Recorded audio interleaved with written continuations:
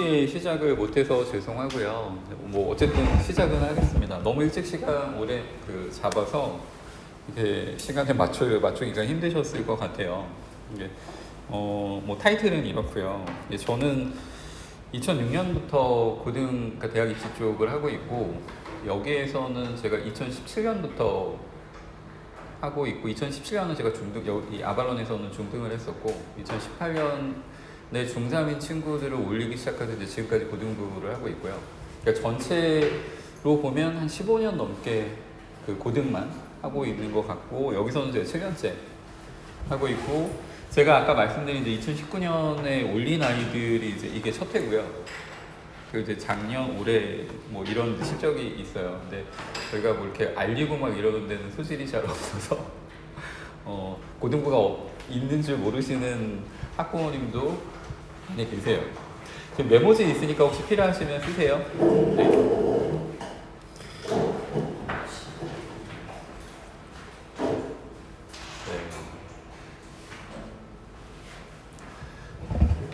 이제 뭐 말을 하다가 이제 또 오셔서 저희 실적 잠깐 봐주시고, 이거는 간단하게 넘어갈게요. 저희 지금 이제 현재 재원생들이고요. 이번 2024년 올해 그리고 1학기 1차 이제 중간고사에, 이거는 중간고사만으로는 등급이 나오지 않아요. 수행평가하고 그리고 기말고사까지 합쳐서 등급이 나오는 거고요. 이제 중간고사 기준에서는 이제 이 친구들이 1등급권이라고 생각하시면 될 것 같아요. 이게 이제 뭐 오늘의 이제 메인 이벤트인데, 제일 중요한 건 현재 중3들이 대학을 진학하는 2028학년도 그 대학 입시 제도에서 가장 많이 바뀌는 게 두 축이에요. 첫 번째는 내신의 등급제가 바뀌고요. 두 번째는 수능이 바뀌어요. 그러니까 이 정도로 큰 변화가 있었던 뭐 이게 대학 입시 제도가 바뀔 때마다 사실 변화의 폭이 크다고 하는데, 제가 이제 한 15년을 되짚어 보면 정말 변화가 크다고 생각하시면 될 것 같아요. 이게 올해 고1 아이들은 내신은 9등급제예요. 그리고 이제 이게 헷갈리시면 안 되는 게, 수능은 여전히 9등급이에요. 내신이 5등급제로 바뀐다고 해서 수능도 5등급제로 바뀌지 않아요. 이건 내신 기준인 거고, 그래서 이게 그 퍼센테이지별 상황이거든요. 이게 이제 뭐 수학을 잘 모르셔도 이렇게 보통 이제 등급 구간을 만들어요. 그럼 이제 저는 이제 아이들한테 어떻게 설명을 하냐면, 자, 이게 우리야, 여기가 연예인이야. 이건 이제 예쁘고 잘생긴 걸 얘기하는 거예요. 그럼 이제 제일 예쁘고 잘생긴 연예인들의 비율은 4%인데 이제 우리는 여기 속해 있는 거죠. 아닌가요? 여긴가요? 여기가 이제 보통 사람들이 속해 있는 구간이에요. 5등급 구간이 20%로 가장 많아요. 1등급이 4%, 9등급이 4%예요. 그러니까 어떻게 이제 등급 구간을 짜는지 아시겠죠? 이게 9등급제로 만들었는데 이걸 5등급으로 이제 이 구간을 늘리는 거예요. 그러니까 예전에는 4%만 1등급이었는데 지금 현재 2등급 구간인 11%, 근데 5등급으로 바뀌면 여기가 10%로 바뀌어요. 그러면 이제 내신에서는 예전에 1등급이라고 봤던 애들이 2등급까지가 전부 1등급으로 바뀌기 때문에 변별력이 떨어져요. 그러니까 이걸 이렇게 생각하시면 안 돼요. 어느 학교를 가서 예전에는 1등급을 따기 어려웠는데 지금은 1등급을 따기가 되게 쉬워졌어요. 근데 그런 변별력이 없어요. 그럼 이제 내신은 더 이상 최상위권 대학에서는 신뢰하지 않는 방법이 돼요. 뭐 그걸 이렇게 생각하시면 될 것 같고요. 올해 고1 애들까지, 그리고 이제 지금 중3 아이들이 바뀌는 건데, 일부 들어가요, 고교 학점제가. 근데 고교 학점제는 사실 얘가 뭐랑 같이 했어야 되냐면, 특목고 폐지, 그리고 얘가 자체는 절대평가 전환, 이렇게 돼서야 의미가 있어요. 근데 둘 다 깨졌어요. 특목고는 지금 준치하는 걸로 결정이 났고, 그리고 작년에 이제 정해지지 않았을 때는 고1까지만 상대평가를 하고 고2, 고3은 절대평가를 하겠다. 이게 기본 아니었는데 지금 고등학교 1, 2, 3 전부가 상대평가예요. 그러면 가장 쉽게 이걸 해석하는 방법은 고등학교 1학년 때부터, 이제 아시겠지만 수시 같은 경우는 고등학교 1학년 4번의 시험, 고등학교 2학년 4번의 시험, 고등학교 3학년 2번의 시험, 고등학교에서는 총 12번의 내신 시험을 치르는데 그 중에 3학년 2학기 시험은 안 들어가요. 그럼 이 10번의 시험 동안 거의 모든 과목을 다 1등급을 맞아야 돼요.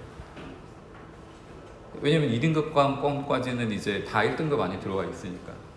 근데 이제 이런 말씀들 많이 하시잖아요. 이제 제일 제가 이제 상담을 하면 그 중3이 돼서 학교를 쓸 때 상담을 하면 이제 제일 많이 하시는 말씀, 또 아이들도 마찬가지지만 제일 많이 듣는 얘기가 이런 거예요.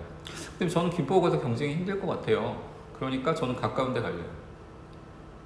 그래, 그러면 가까운 데 가서 네가 얻는 이익은 뭐야? 그러면 이게 왔다 갔다 하면서 시간이 줄잖아요. 뭐 체력적으로도 그렇고 시간적으로 그렇고. 첫 번째는 자기가 잘 수 있는 시간이 늦어, 아침에. 근데 그 시간을 벌어서 공부하는데 안 써요. 두 번째는 학교하고 집은 가까운데 학원은 또 떨어져 있어요. 전혀 의미가 없는 얘기예요. 그 얘기는. 일단 동선에 관한 얘기는. 그리고 두 번째는 사실 이게 더 중요한데, 제가 물어봐요. 그럼 너는 가까운 학교가 어디야? 장기고요. 그럼 장기고는 뭐에 대한 중점 학교니? 몰라요. 그럼 장기고를 왜 가는 거죠, 도대체? 그러니까 김포 같은 경우는 과학 중점 학교예요. 장기고는 사회 중점 학교고, 윤양고는 미술 중점 학교고, 제일고는 AI 융합 교육 중점 학교고요. 그리고 솔터고는 과학 중점 학교예요. 그럼 김포고하고 솔터고는 같네요. 그럼 김포고 갈 거면 솔터고 가면 되는 거 아닌가? 솔터고는 경기도형 과학 중점 학교예요. 그러니까 국가에서 운영하는 과학 중점 학교에 김포고는 들어가 있고요. 솔터고는 경기도시 교육청에서 주관하는 과학 중점 학교에 들어가 있어요. 그래서 반을 운영하는 게 달라요. 과학 중점반을 운영하는 게 달라요. 어찌됐든 그러니까 제일 답답한 게 이거죠. 자기가 이과를 중심으로 준비를 하는 친구인데 장기고를 가겠대요. 아까 장기고는 어디 중점 학교라고 했죠? 사회 중점 학교. 학종을 안 하겠다라고 하면 내가 이과를 준비하지만 김포고에서 경쟁이 어려울 거기 때문에 장기고를 간다라는 게 괜찮아요. 학종을 안 한다면. 근데 학종에 대한 생각이 1이라도 있다면 장기고 가면 안 되죠. 근데 내가 만약에 과학 쪽에 뭔가를 하고 싶은데 김포고에서 경쟁이 힘들면 이 지역에서는 솔터로 가야 돼요. 이해되시나요? 그래서 지금까지는 그러니까 지금 현 고1까지는 이렇게 되고, 이거는 아시죠? 예를 들어서 우리 그 농어촌 이런 거 할 때 지역에서 3년 살면 그 6년으로 확대돼요. 그러니까 고등학교 들어가기 직전에 중3부터 갔을 때는 어차피 학교에서 쓰고 싶어도 못 써요. 걔를 써주고 싶어도. 그 다음에 그 얘기를 제가 드려야 되는데, 그 얘기 연장선상에서 그래서 자기는 김포고에 가서 경쟁이 안 될 거기 때문에 경쟁 수준이 낮은 학교에 가서 좋은 대학, 내신을 잘 따서 좋은 대학을 가겠대요. 그럼 이제 어머님들 잘 아시는 분도 계시겠지만 학교에서 학교장 추천 전형의 티켓이 2장이 있어요. 그러니까 우수 학생을 추천해 주는 거죠. 그러면 그 전략에 경쟁이 낮은 학교에 가서 좋은 대학을 가겠다라고 생각하고 거기에서 내신이 1.0에 가깝게 맞은 다음에 학교장 추천 전형을 받으면 사실 서울대를 들어가야 돼요. 근데 이곳에 김포고는 그렇다 치고 나머지 장기, 운양, 제일, 솔터 이런 학교에서 매년 서울대를 2명씩 보내나요? 못 보내요. 왜 못 보낼까요? 학교장 추천 전형도 되고 내신의 수준도 낮은데 국어 잘하는 아이가 있어요. 수학을 잘하는 아이가 있어요. 영어를 잘하는 아이가 있어요. 다 잘하는 아이가 없어요. 그러니까 영어학원에 저희 이제 아발로는 어학원이니까 여기는 영어 잘하는 아이들이 있을 거잖아요. 영어는 잘하는데 얘가 수학도 탑 수준이 아니에요. 근데 영어 잘하면 보통 국어를 잘하긴 하는데 아주 드물게 영어는 잘하는데 또 국어를 못하는 애들이 있어요. 그 다음에 국영수는 그래도 부모님이 어렸을 때부터 등 떠밀어서 열심히 학원 보내시고 관리가 돼요. 국영수는 그래도 학원 다니면서 뭐가 준비가 되는데 난 외우는 게 제일 싫어. 사회가 안 나와요. 그 말씀을 또 안 드렸나요? 고등학교 1학년들 올라가면 통합교과가 6개 과목은 시수가 한국사만 한 시수가 낮고 국영수, 사과, 통합사회, 통합과학의 시수가 같아요. 6개 과목이 다 중요하거든요. 그 6개 과목에 1.0으로 관리되는 애들이 거의 없다고 생각하시면 돼요. 생각 외로. 그러니까 낮은 학교를 가서 좋은 대학을 가겠다는 전략이 나쁜 거 아니에요. 근데 골고루 공부를 하는 아이들이 정말 드물어요.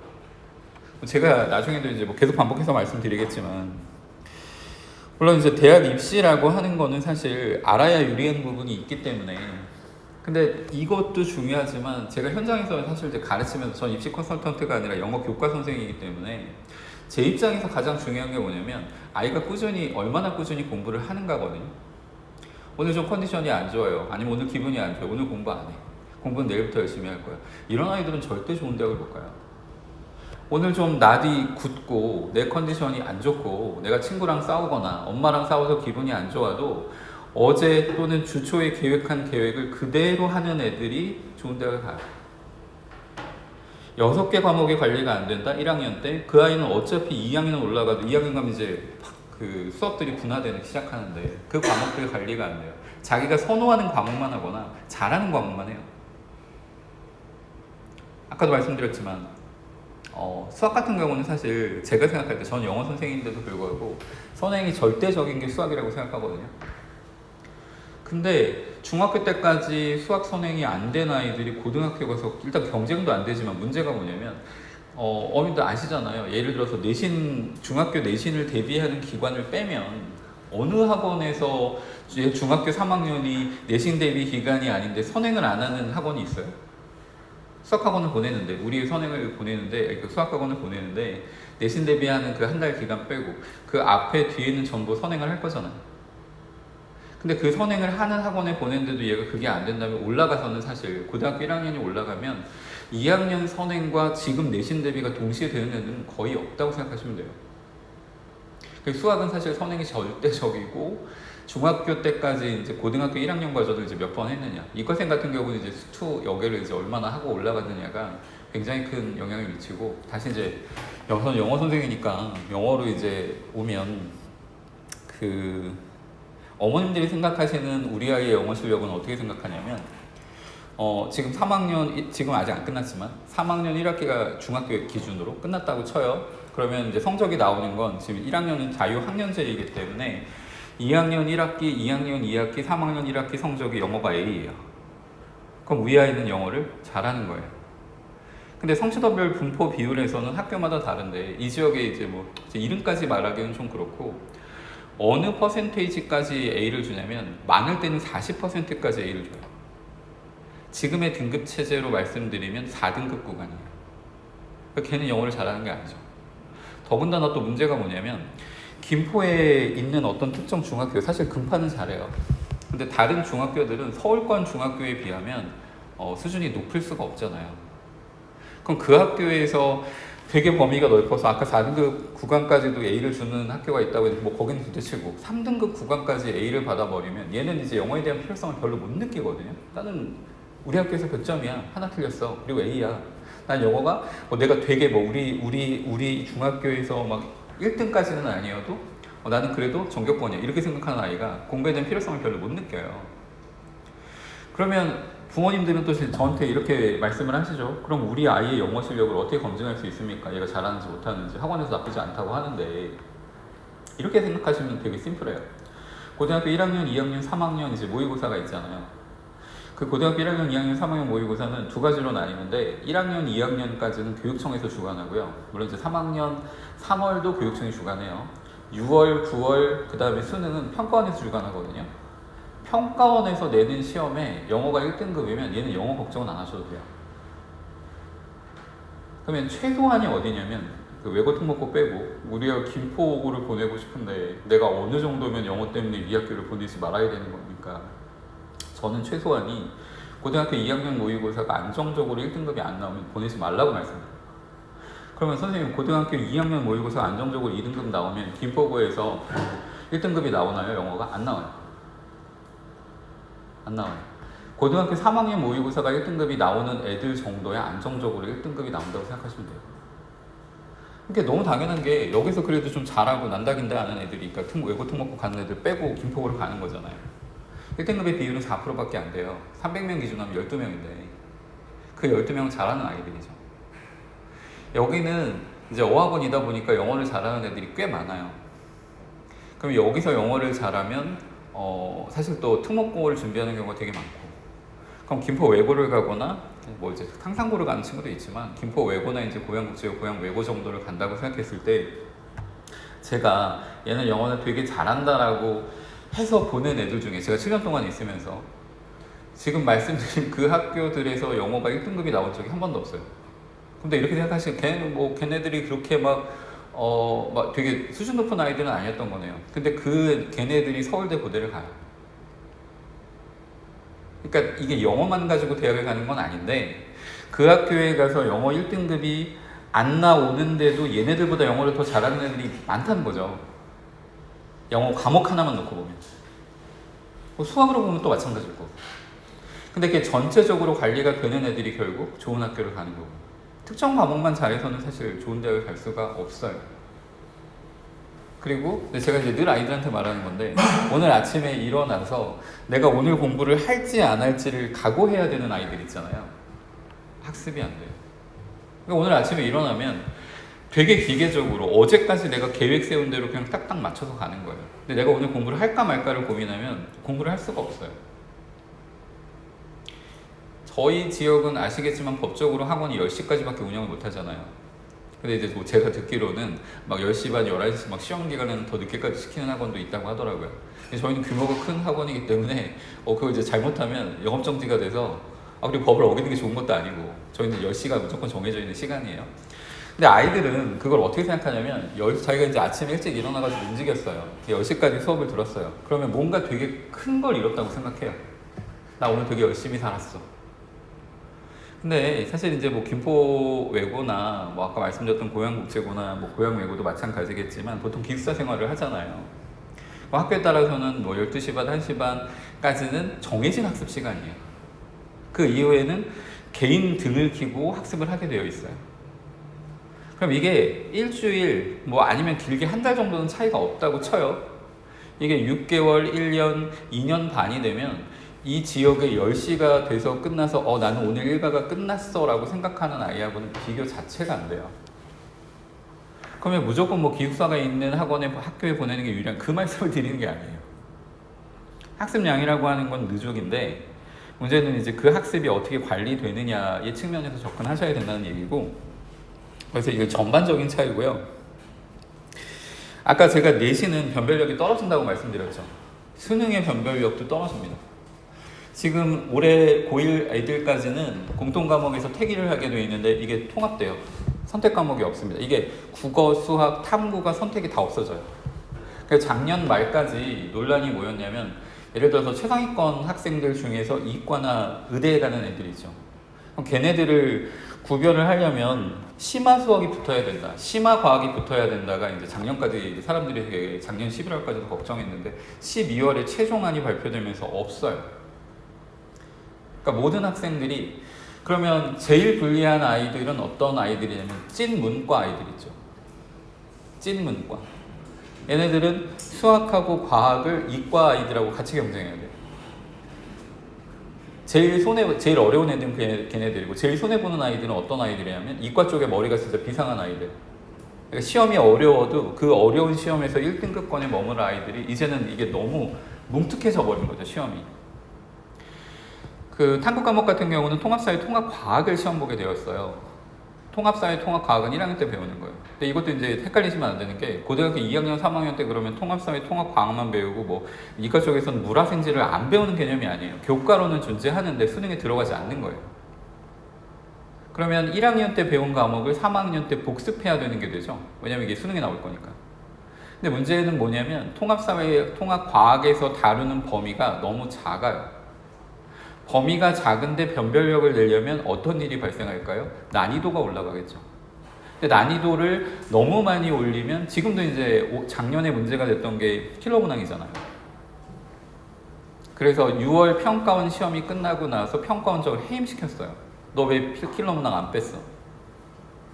그러니까 그런 식으로는 지금 못 가요. 교과 밖에 있는 걸 건드리면 안 되기 때문에 난이도를 올리는 방식으로밖에 갈 수가 없고, 이거는 이제 교육이라고 하는 게, 그 입시 제도라고 하는 게 3년 예고제이기 때문에 지금 중3은 그러니까 작년에 발표를 해야 이걸 시행할 수가 있어요. 근데 뭐는 아직 없냐면 이거에 대한 그 시험의 실제적인 건 없는 거잖아요.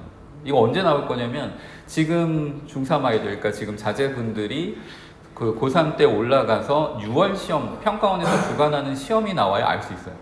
그때까지는 이제 암흑인 거죠. 선배들까지는 전혀 다른 제도에서 시험을 보는 거니까.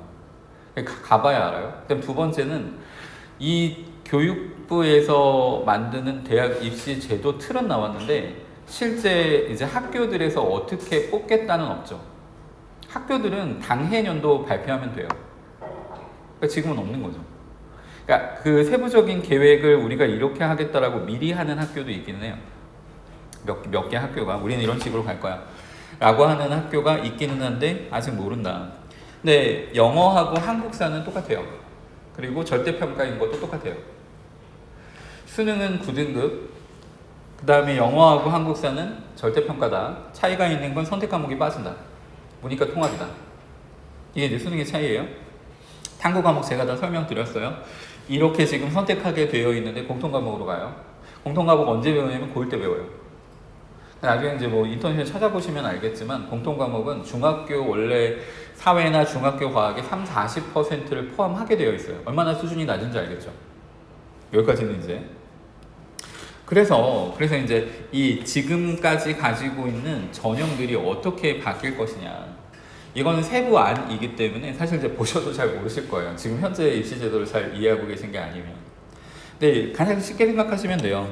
학생부 교과 전형에 뭐가 들어갈 거냐면 이제 다른 요소들, 보통 이제 그건 서류라고 하는데 서류의 요소들이 들어갈 거예요. 그러니까 학생부 교과 전형은 쉽게 말해서 내신이에요. 이건 내신. 예전에는 이 서류의 반영 비율이 적었어요. 근데 이게 왜 되냐면 5등급으로 바뀌면서 내신의 변별력이 떨어지니까 이제 서류 보겠다는 거죠. 저 서류는 학종이라고 생각하시면 돼요. 그러니까 뭐가 차이가 없어지는 거냐면 예전에 학생부 종합전형은 이것도 이제 지금 말씀드릴까요? 학생부 종합전형은 어느 학교가 유리할까요? 어느 학교가?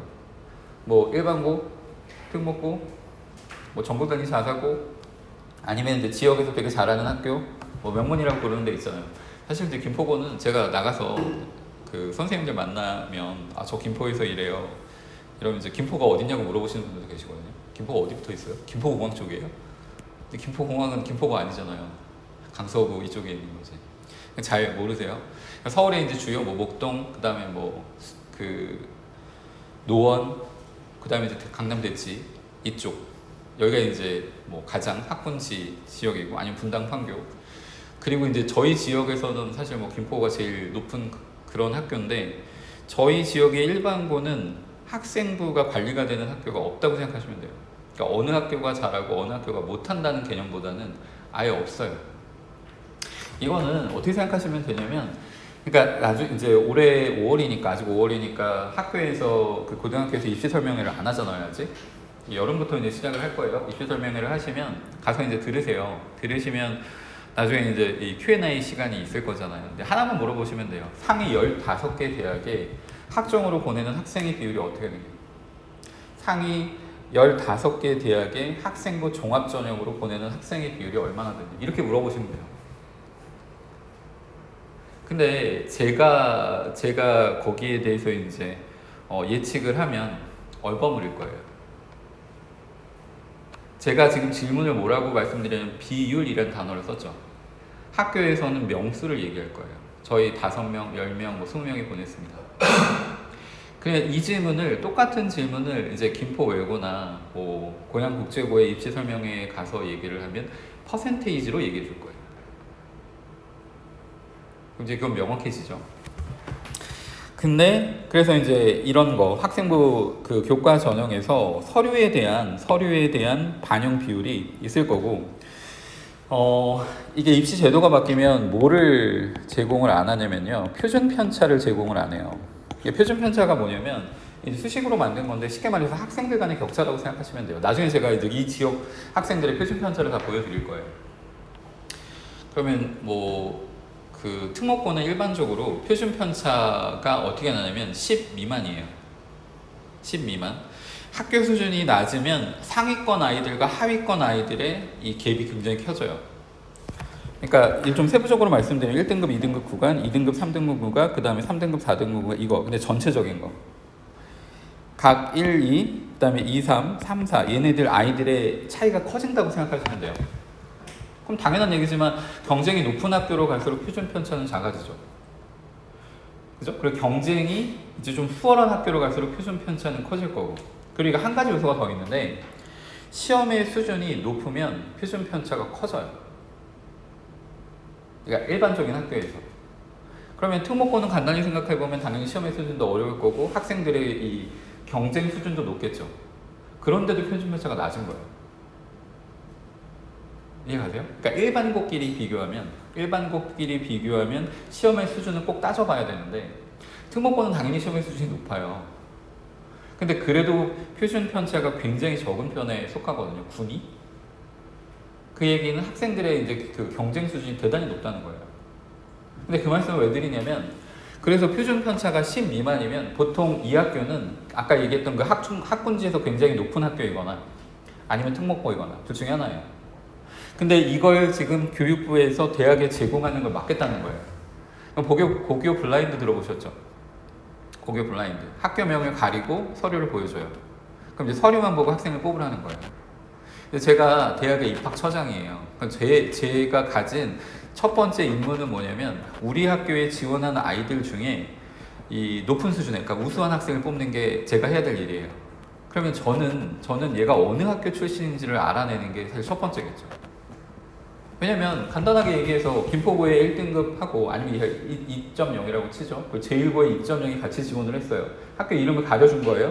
그럼 얘하고 얘는 서류로 봐야 되는데 보니까 비슷하게 보여요. 근데 나는 김포고에서 지원한 애와 제1고에서 지원한 애를 같이 볼 수가 없는 거죠.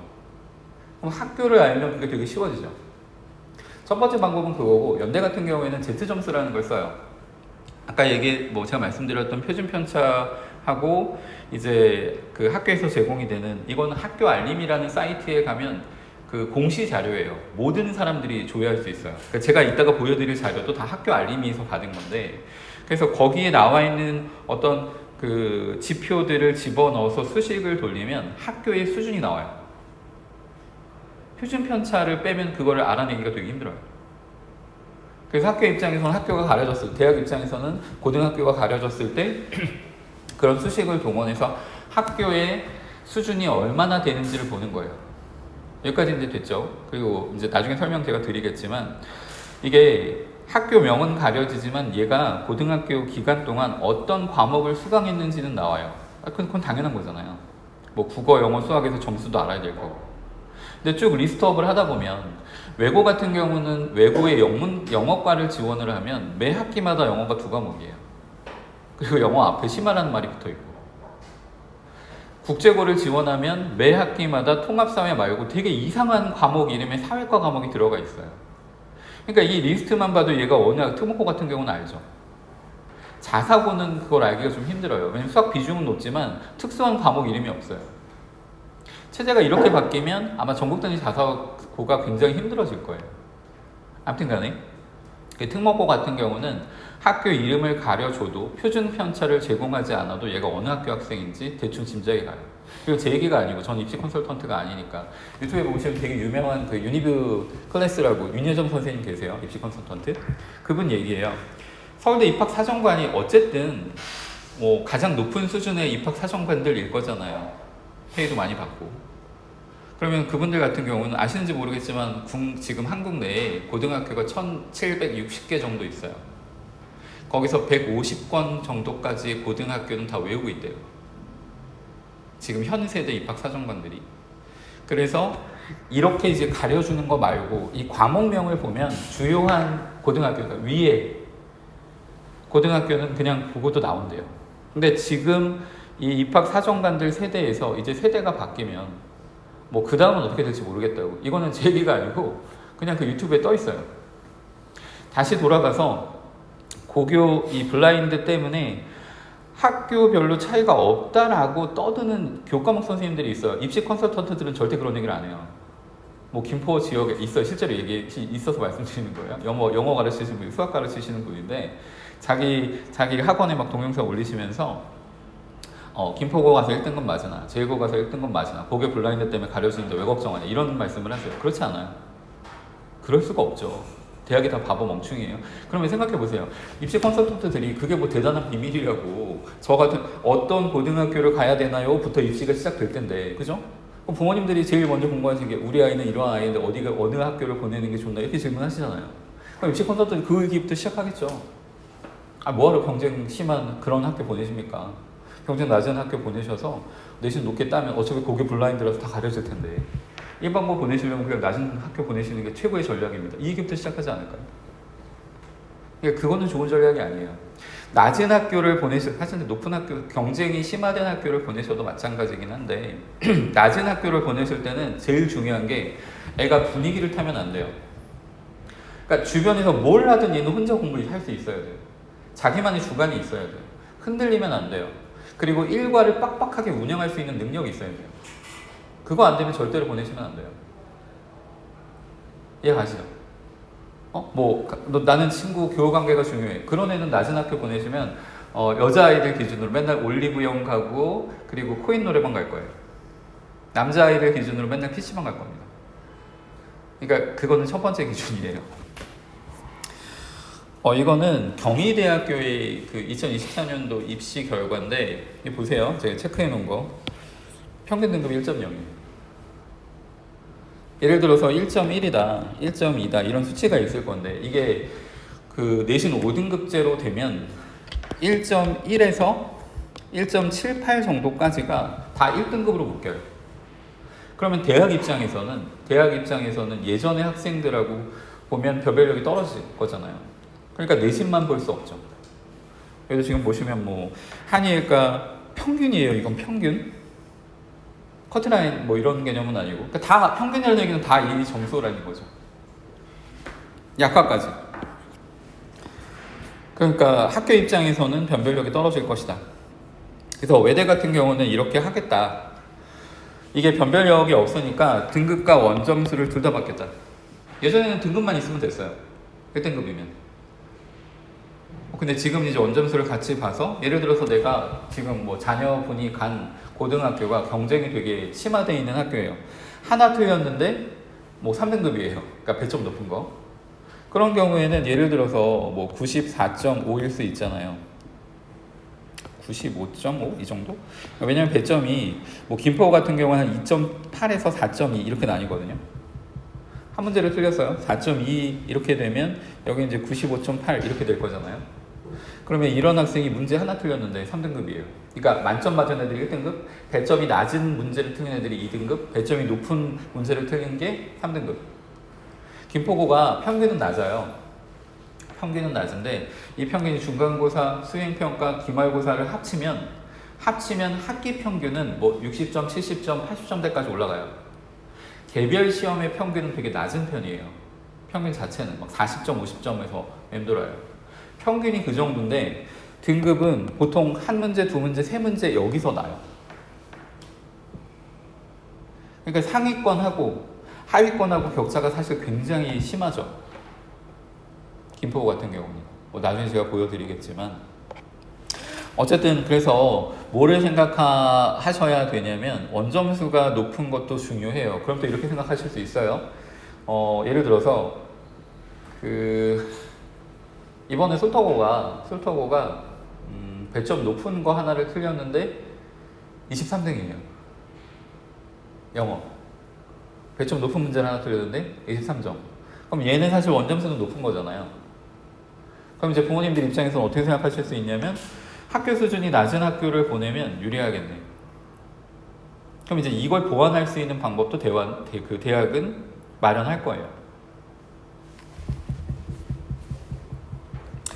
지금 본 게 이제 학생부 교과 전형하고 정량평가인 거고, 이제 학생부 교과하고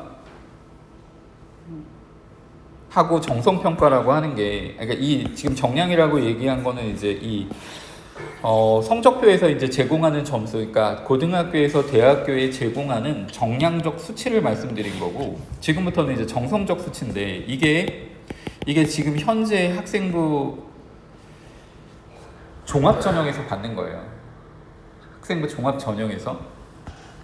그러니까 이거는 어찌 보면 고교 학점제에 가장 부합하는 거죠. 원래 고교 학점제의 목표가 뭐냐면, 근데 이거는 이제 되게 뻔한 얘기인데 아셔야 되는 게, 이게 사실은 가장 정확하려면 시험 제도를, 입시 제도를 어떻게 만들면 되냐면 수능 하나 보면 돼요.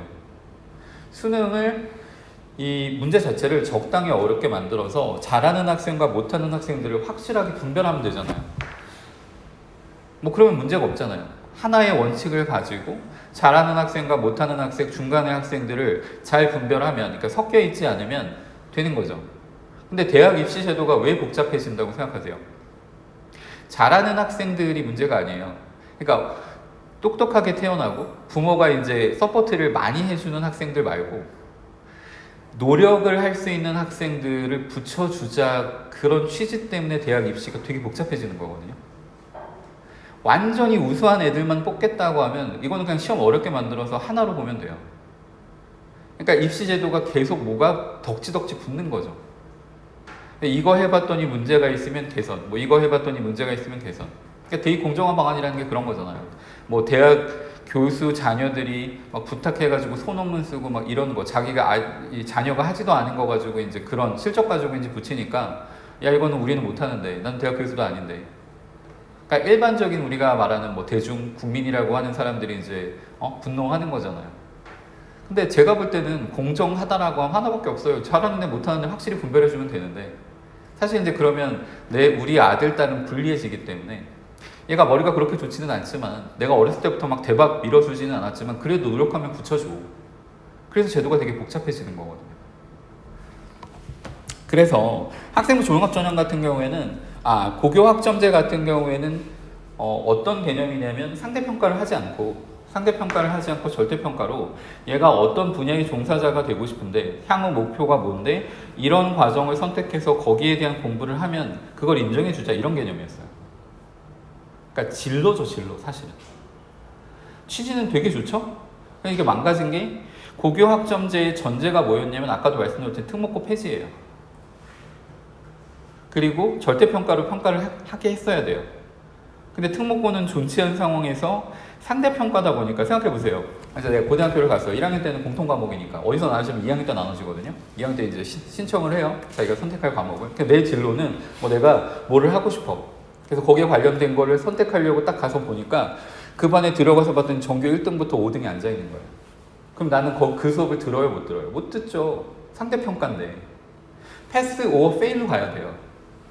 그 과목을 듣거나 이걸 이수하지 못하거나 이렇게 갔어야 되는데, 이걸 상대평가로 만들어 놓으니까 실제로 진로를 탐구하는 게 의미가 없어져 버린 거예요. 자기가 성적을 잘 따는 곳으로 가야 되는 상황이 만들어진 거예요. 그리고 왜 특목고 존치가 중요하냐면, 특목고에서는 지금 일반고에서 운영하는 프로그램보다 훨씬 더 좋은 프로그램들이 많이 있거든요. 얘네는 수행평가 수준이 그냥 아예 넘사벽이에요. 그러니까 일반고하고는 뭐 비교할 대상 자체가 아니에요. 높은 수준 같은 경우는 그냥 이게 대학교 1학년 아이들의 전공 수준까지 올라가요. 고양국제고 같은 경우는 사회과 수준이 엄청나게 높거든요. 그리고 뭐 김포 외고 같은 경우에는 영어의 수준이 일반고의 영어 수준은 아닐 거잖아요. 원서를 그냥 수업하니까.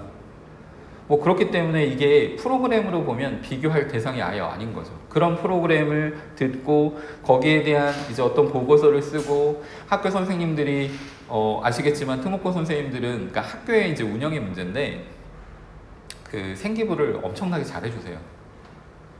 엄청나게 잘 해준다고 생각하시면 돼요. 그러니까 저는 이렇게 말씀을 드려요. 학종은 학생의 노력이 아니라 학교의 노력이에요. 학생이 아무리 잘하고 싶어도, 내가 영어 과목을 제가 가진 꿈이 있는데 영어과에서 그거에 대한 보고서를 열심히 작성해서 갔어요. 근데 학교 선생님이 안 봐줘요. 그러니까 내니까 보긴 보겠지만 그냥 대도 안 하는 이상한 얘기 한 줄 싹 써주는 거예요. 근데 이거는 아이 진로에 전혀 상관이 없는 얘기예요. 내가 열심히 한다고 학교 선생님이 열심히 하는 게 아닌데. 근데 특목고 같은 경우는 예를 들어서 뭐를 내면 여기에 대한 피드백을 줘요. 야, 이러면 더 좋을 것 같은데?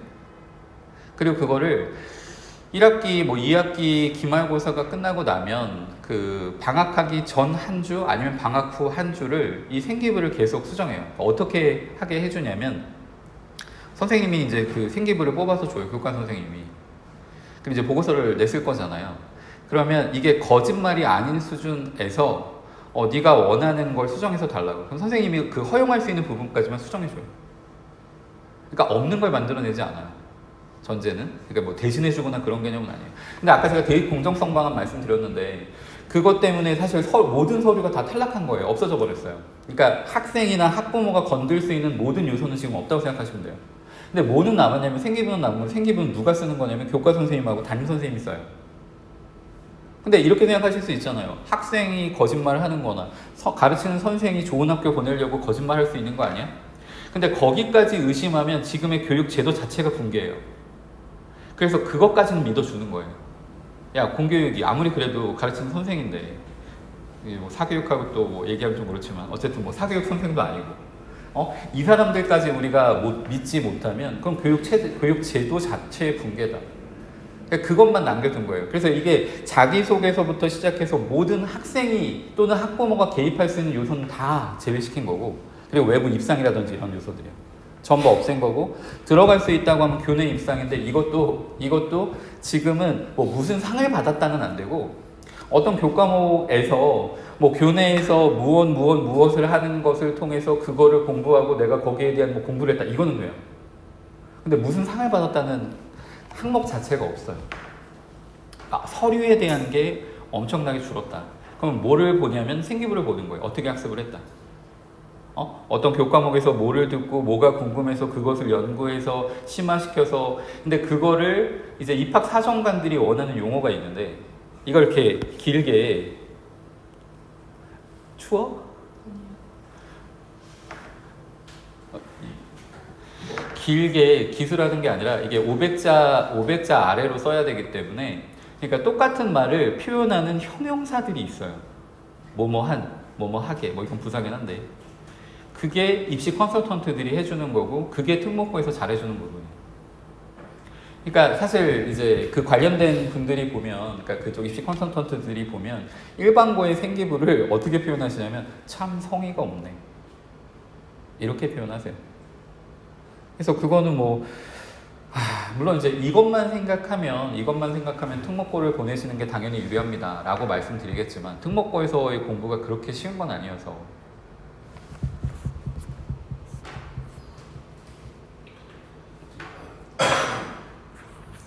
아까도 말씀드렸지만 이거는 이제 그 베리타스 알파라고 입시에 관련된 전문 뭐라고 해야 되죠? 신문사 같은 거예요. 인터넷 신문사긴 한데, 그래서 이제 뭐 가장 보실만한 그 글들이 올라오는 거, 기사가 올라오는 곳이거든요. 베리타스 알파라고. 그래서 거기에서 이제 올해 3월달에 올린 글인데, 아까 얘기했지만 학생부 교과 전형에서도 학종의 요소가 들어갈 거다라는 부분이에요. 이게 경희대학교에서 발표한 교과 전형인데, 교과 전형은 그러니까 예전 개념으로, 그러니까 지금 고1까지 생각하시면 그냥 내신이라고 생각하시면 돼요. 거기에도 이제 서류 요소가 들어갈 거다, 학점 요소가 들어갈 거다, 이렇게 생각하시면 되고요. 학생부 종합 전형은 사실 지금 제가 고교 학점제부터 시작해서 말씀 많이 드렸잖아요.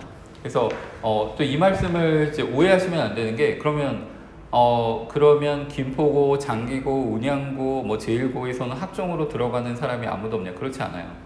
그렇지 않은데, 아까 제가 말씀드렸지만 일반고에서는 이걸 명수로 얘기를 해요. 명수로. 예를 들어서 300명 기준에서 10명을 보냈어요. 300명 기준에서 10명을. 그럼 이제 이게 얘가 10%예요. 그러면 10명이면 여기 3분의 1이니까 3.3% 이 정도를 보내는 거죠. 근데 특목고는 보통 이제 200명 정도가 입학 정원이에요. 여기서 뭐 30%, 40% 이렇게 얘기를 하는 거예요. 그럼 이제 얘가 명수로 보면 전혀 다른 거죠. 그러니까 이걸 생각하셔야 돼요. 학생이 정말 열심히 생기부를 챙기면 일반고에서도 가능성은 있어요. 오히려 다른 애들이 안 하기 때문에 정말 자기가 열심히 한다면 오히려 가능성이 있을 수도 있어요. 근데 이게 생각해 보세요. 지금 이제 우리 아이를 머릿속에 떠올려 봤더니, 우리 아이가 아침 7시부터 7시 전에 기상을 해서 단어를 외우는 일상을 시작해서 학원을 갔다 오면 중간중간 이제 고등학교에서 필요한 책을 읽고 있어요. 학원을 갔다 오면 학원 숙제를 끝내놓고 그 다음에, 그러니까 그거 아시는지 모르겠는데 공부하고 숙제는 다른 거 아시죠? 그러니까 숙제는 학원에서 내주는 거 하는 거예요. 공부는 그거 말고 자기가 하고 있는 게 있는 거예요. 학원 과제를 끝내고 지금 학습을 하고 있어요. 지금 우리 아이들 생각해 봤을 때 그런 아이들은 관리가 돼요. 그런 아이들은 관리가 된다고 생각하시면 돼요. 근데 시키는 것만 한다? 얘는 학교에서 해주는 게 아닌데 학점 관리는 안 된다고 생각하시면 돼요. 이게 보시면 이게 상위 15개 대학이에요. 상위 15개 대학. 그러면 이게 되게 많아 보이잖아요. 40%라고 치면. 그러면 이렇게 생각하실 수 있잖아요. 40%나 뽑으니까. 그러면 그냥 그 고등학교 보내서, 김포고를 보내서 얘가 1학년 1학기 성적이 잘 안 나오면 그냥 정시로 전환하면 되겠네. 40%나 뽑는데. 그죠? 근데 일반적으로 우리가 좋은 대학을 보내시려고 생각하는 거잖아요. 아무데나 보내시려고 공부를 시키시는 건 아닐 거잖아요. 그러니까 상위권 대학을 목표로 하는 건 맞죠? 그럼 상위권 대학 14개, 15개 대학의 입학 정원이 작년에 이제 수능을 치른 인원이 재수생 포함해서 50만 명, 그러니까 매년 사실은 50만 명이네요. 그러니까 학생들은 계속 주는 거 아시죠? 학생들은 주는데 왜 매년 50만 명 왔다 갔다, 이건 이제 어느 일정 기간 이후로 확 떨어질 거긴 한데, 왜 그러냐면 재수생 비율이 계속 올라요. 이런 말 들어보셨잖아요. 역대급 재수생이라고. 근데 그 역대급이 계속 역대급이에요. 작년도 역대급이었어요. 작년도 50만 명이었고요. 재작년도 50만 명이었어요. 그럼 상위권 14개, 15개 대학의 입학 정원 중에 40%를 계산한 다음에 이걸 여기서 40%가 몇 명인지를 계산했더니 이게 어느 정도 되냐면요. 50만 명 중에서 4%예요. 상위권 14개, 15개 대학이요. 이제 서연고, 서성한 6개 대학으로 추렸더니 1%예요. 수능으로 좋은 대학, 이 15개, 상위 15개 대학을 보내시려면 4% 안에 들어야 우리가 이제 중경외시, 그 다음에 뭐 국승세단, 이렇게 얘기하잖아요. 그러니까 서연고, 서성한, 뭐 중경외시, 국승세단 이 순서대로 얘기를 하잖아요. 거기까지 보내는 비율이 수능으로 4%예요. 서성한까지 보내고 싶다고 하시면 수능에서 1% 안에 들어야 돼요. 전 과목이. 이거는 할 만한 게임일까요? 작년에 영어 지금 절대평가잖아요. 영어가 절대평가. 그러니까 이게 되게 또 쉽게 생각하시는 부모님들 계시거든요. 90점 이상을 다 1등급을 주기로 약속을 했어요. 작년에 수능의 영어가 4.17%가 1등급이었어요. 4.17. 작년에 그 고3 3월 모의고사에 고3 3월 모의고사는 재수생이 안 들어가요. 1등급 비율이 1.98%였어요. 수능은 더 어려워졌거든요. 그럼 이 중에서 비율이 제가 생각할 때는 1.5% 미만이라고 봐요. 고3 비율이. 그럼 이거 쉬울까요? 수능으로 대학에 가는 게? 사실 저는 재원생 애들한테는 수능으로 대학 갈 생각은 아예 하지 말라고 해요. 수능으로 대학 가는데 재수해서 좋은 대학 가도 굉장히 성공한 거예요. 그게 머리가 좋은 거예요, 진짜. 그러면 뭐에 이제 진짜 목을 걸어야 되냐면 수시에 목을 걸어야죠. 그럼 수시는 제일 먼저 시작하는 게 첫 번째는 내신인 거고, 아까 말씀드렸지만 국어만 잘하고 영어만 잘하고 수학만 잘하면 아무 쓸데 없어요. 다 잘해야 되고. 그리고 3학년 1학기까지 거의 45개에서 50개 과목을 다 잘해야 돼요. 그러니까 공부가 아까 제가 말씀드렸지만 태도가 중요하다라고 하는 게, 나 오늘 공부 좀 할까라고 생각하는 애들은 못해요. 그냥 기계적으로 아침에 일어나면 단어책 꺼내고 세수하는 것처럼 10시 학원 마치고 집에 오면 어제까지 계획한 책 꺼내서 공부하는 거예요. 졸려서 자기가 잘 때까지. 근데 안 되면 사실 이게 어려워지는 거죠. 이게 어느 학교를 보내시냐는 제가 볼 때 큰 차이가 없어요. 김포고를 보내도 공부 안 하는 애는 안 하고요. 낮은 학교를 보내도, 그러니까 얘가 그 상담하면 이제 이런 얘기 정말 많이 듣고, 우리 애가 머리는 좋은데 뭐 집중력이 떨어져서. 사실 머리 좋고 안 좋고는 생각보다 큰 차이가 없어요. 태도가 정말 중요해요. 보시면 될 것 같고요. 전체 대학을 봤을 때, 한국에 있는 전체 대학을 봤을 때 이제 어떻게 대학을 가느냐, 이제 이 부분인데, 얘가 제일 많죠. 전체 대학을 놓고 봤을 때는 교과로 보내는, 그러니까 내신으로 보내는, 그 다음에 이제 종합전형으로 보내는 거, 논술을 또 이제 고3 때 많이 시키시는 부모님들이 계시는데, 이게 논술 전형도요, 초등학교나 중학교 때부터 이미 시작한 아이들이 있어요. 그걸 생각하고. 얘는 뭐 2년, 3년, 4년, 5년 한 애들이에요. 근데 이게 막 내신도 안 되고 수능도 안 나올 것 같으니까 고3 때 막 급하게 막 여름방학을 시작하는 경우도 있거든요. 걔가 만약에 정말 논술로 뭐 서성환급 이상의 대학에 간다 그러면 걔는 천재예요. 왜냐면 뭐든지 일찍 시작한 애들이 유리할 수밖에 없는 게임이거든요. 수능으로 전체 비율은 이거밖에 안 돼요. 아까 우리가 생각했던 건 40%가 수능을 간다면 그건 상위 15개 대학의 얘기고, 상위 15개 대학의 입학 정원은 생각보다 굉장히 작아요. 상위 7개 대학이에요. 상위 7개 대학. 제일 많이 가는 건 수능. 의대를 포함해서 수능이 제일 많다는 얘기는 얘네들 비율 중에서 재수생이 압도적으로 높아요. 압도적으로 높고, 종합전형. 종합전형은 이제 서류죠. 그 학종의 요소로 가는 거. 이거는 사실 지금 입시 체제에서는 재수도 가능해요. 그러니까 재수라기보다 반수? 일단 학교 걸쳐놓고. 할 게 없잖아요. 이거는 이미 다 써 있는 거니까. 그래서 그렇게 놓고 봤을 때는 이런 전략도 가능해요. 그러니까 이거는 사실 재학생들이나 뭐 어머님, 부모님들한테 제가 권할 건 아닌데, 경쟁이 높은 수준에, 그러니까 특목고를 가서 이 생기부 잘 쓰면 지금 입시 체제에서는 최저가 올라가기는 할 거예요. 수능 최저가 올라갈 수밖에 없어요. 근데 얘는 절대 안 바뀌거든요. 내신은 안 바뀌어요. 제가 아이들한테 늘 얘기하는 게, 야, 수능은 솔직히 해서 다시 보면 돼. 1년만 해도 돼. 근데 내신은 죽을 때까지 따라다녀요.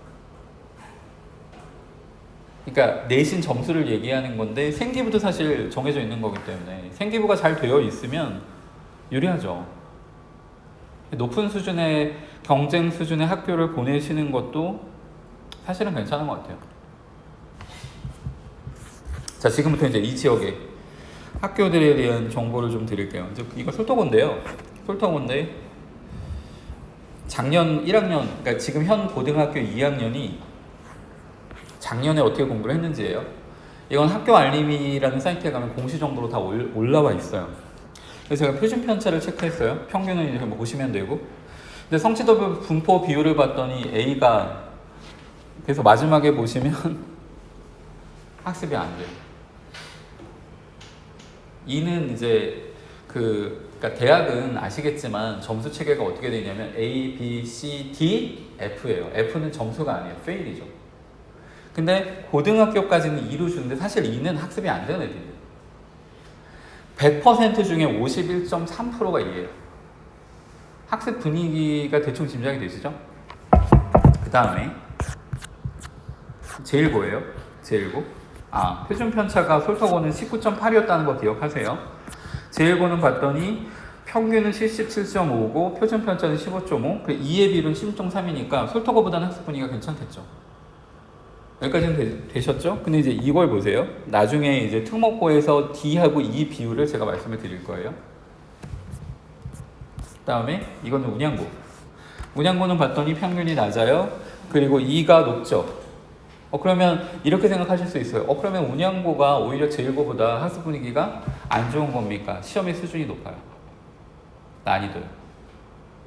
학습 분위기는 제1고보다 좋아요. 그러면 여기 지금 안 들어간 게 두 가지 요소라고 말씀드렸잖아요. 시험의 난이도하고 그 다음에 학생들 간의 이제 경쟁 수준이에요. 그렇죠? 얘는 근데 표준 편차가 18이네요. 장기고로 가볼게요. 장기고 갔더니 평균은 61.7이에요.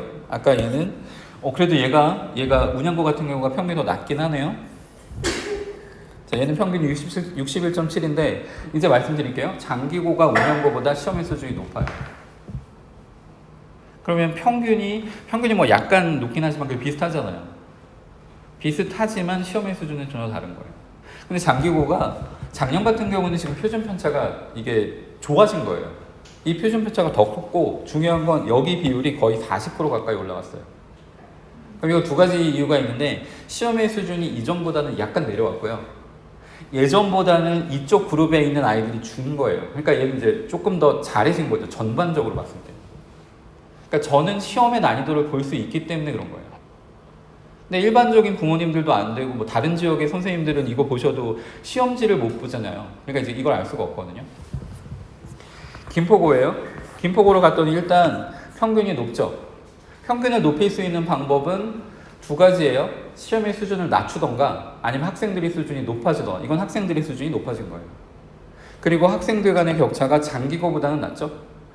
그래도 장기고에 비하면 비슷비슷하다는 거. 근데 얘는 이 비율이 낮지 않아요? 이 비율이? 무슨 얘기냐면 학교에서 우리 아이가 근데 사실 작년, 재작년은 김포고가 미달이었어요. 미달. 그러니까 솔직히 말하면 얘네들은 못하는 애들이에요. 근데 미달이 아니었다라고 가정하고 보통 장기고가 그 내신 산출 기준이 바뀌기 전에 커트라인이 180점대 후반이에요. 지금 바뀌어서 10점 이상이 오르는 상황이고, 바뀌기 전에 커트라인이 180점대 후반이라는 얘기는 그래도 김포에서는 학습이 되는 애들이 가능. 여기까지 이해 가셨죠? 이제 특목고로 가볼게요. 김포 외고예요. 표준 편차가 확 줄죠. 시험의 난이도는 김포고에 비해서 훨씬 어려워요. 성적 확 올랐죠. 그 다음에 여기 비율 보시면 여기다 몰려있죠. 학습 수준이나 학습 분위기는 비교 자체가 안 돼요. 비교 자체가 의미가 없어요. 고양국제고 한번 볼게요. 평균이 더 올라요. 표준 편차는 뭐 비슷하네요. 근데 사실은 김포 외고가 작년, 재작년 표준 편차가 많이 좋아졌어요. 그 전에는 김포 외고도 10, 11 이랬거든요. 그러니까 실제로 김포 외고를 가는 학생들의 학습 수준이 올라간 거예요. 전반적으로 봤을 때. 여기 지금 보니까 그 평균도 높고 표준 편차도 낮고요. 이거 보이세요? 지금 얘네들 여기다 모여있죠. 그러니까 학습 분위기는 다를 수밖에 없고, 이게 제가 그래서 이제 저 지금 보여드린 학교의 영어 시험 난이도, 종합 영합 시험 난이도를 이거는 굉장히 주관적 기준이에요. 제가 가르치는 걸로 봤을 때 제가 항목을 그 시험 범위 양, 그 다음에 시험 문제의 수준, 경쟁 수준으로 이 5점, 5점, 5점을 해서 이렇게 얻은 표예요. 그럼 지금 얘가 제일 높잖아요. 학교의 수준은 고양국제가 높아요. 근데 왜 김포 외고가 이 기준에 해서 더 높으냐? 김포 외고는 그러니까 영어과 기준으로 하면 영어가 2과목이에요. 그러니까 범위가 훨씬 더 많아요. 근데 실제 시험 문제의 난이도는 고양국제가 오히려 높아요. 매년 지금 13명, 14명 학종으로 서울대를 보내고 있어요. 김포 외고는 6명 전으로 가요. 6명에서 뭐 앞에 10명 정도. 그러니까 서울대를 보내는 게 일반고는 조금 다르긴 한데, 이게 전국 단위 자사고나 특목고 같은 경우에는 서울대를 보내는 걸로 학교 수준을 판단하셔도 돼요. 고양 외고는 사실 제가 여기서 안에서 안 넣었는데, 고양 외고는 고양 국제고보다 수준이 높다고 생각하시면 되고, 실제로 고양 외고는 정시반이 있어요. 고양 외고를 빼고 제가 김포 관내에서 정시반은 못 봤어요. 김포고가 사관학교 대비를 하는 게 있어요. 근데 이제 그걸 뭘 해주는 건 아니고 같이 모여서 아침부터 뛴대요. 아니 근데 체력 시험 보니까. 그리고 이제 모여서 공부하는 거죠. 뭐 이렇게 반을 운영해주는 그런 개념은 아니고. 아무튼 뭐 그래서 보시면 영어만 놓고 봤을 때 지금 보세요. 김포고가 이 정도 기준인데, 그러니까 얼마나 어려운지를 아셔야 돼요. 그러면 영어를 못하면 김포 외고나 고양국제로 가면 안 돼요. 그건 아니에요. 다른 과목에서 커버가 되면 돼요. 그러니까 이렇게 생각하시면 돼요. 특목고를 가서 3.0 안에만 들어가면 뭐 서성하는 기본이에요. 내신이 3등급 안에만 들어가면 서성하는 기본이라고 생각하시면 돼요. 거기 가면 일단 학종 관리가 돼요. 일단 특목고를 보내시면 학종 관리는 된다. 근데 이게 그러니까 아발론 기준으로 말씀드리면, 예를 들어서 이제 저희가 이제 2반이라고 해서 수능반을 운영하기 전에 체계가 H그룹이 제일 밑에고 M그룹이 이제 그 다음이고요. 그 다음에 이제 T반이 있었거든요. 이게 토플 베이스예요. 그러면 졸업할 때까지 여기, 그러니까 H, A, I, B 이렇게 되는데, 여기에서 MB, MI, MI 이렇게 레벨별로 있다고 하면 여기에 걸린 애는 솔직히 말씀드리면 고등학교 가서 이 영어는 되게 약해요. 굉장히 약해요. 이 정도 아이들이 특목고를 가면 영어가 문제가 돼요.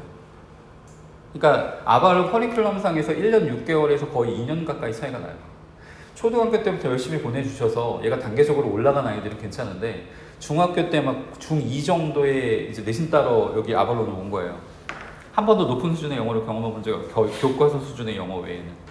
그런 아이들이 사실 특목고를 가면 양 자체가 소화가 안 돼요.